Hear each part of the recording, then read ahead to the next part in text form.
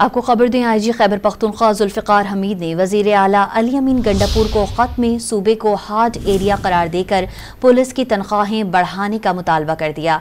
Inspector general police Zulfiqar Hamid ने मरासले में कहा कि खैबर पख्तूनख्वा और बलूचिस्तान अंदरूनी और सरहदी दहशत गर्दी के ख़तरात का सामना कर रहे हैं।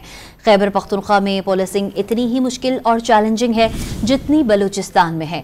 बलूचिस्तान को हार्ड एरिया करार दिया गया है और खैबर पख्तूनख्वा में भी खतरा ज्यादा हैं। मरासले के मतन के मुताबिक बलूचिस्तान में पुलिस अफसरान और एहलकारों को ज्यादा माली मराद दी जाती हैं। खैबर पख्तूनख्वा पुलिस ज्यादा कुर्बानियां दे रही है, मगर उन्हें दीगर सूबों के मुकाबले में कम तनख्वाहें मिलती हैं।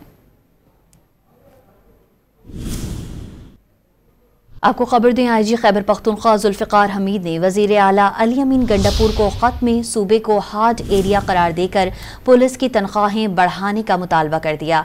Inspector general police Zulfiqar Hamid ने मरासले में कहा कि खैबर पख्तूनख्वा और बलूचिस्तान अंदरूनी और सरहदी दहशत गर्दी के ख़तरात का सामना कर रहे हैं।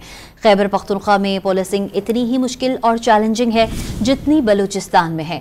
बलूचिस्तान को हार्ड एरिया करार दिया गया है और खैबर पख्तूनख्वा में भी खतरा ज्यादा हैं। मरासले के मतन के मुताबिक बलूचिस्तान में पुलिस अफसरान और एहलकारों को ज्यादा माली मराद दी जाती हैं। खैबर पख्तूनख्वा पुलिस ज्यादा कुर्बानियां दे रही है, मगर उन्हें दीगर सूबों के मुकाबले में कम तनख्वाहें मिलती हैं।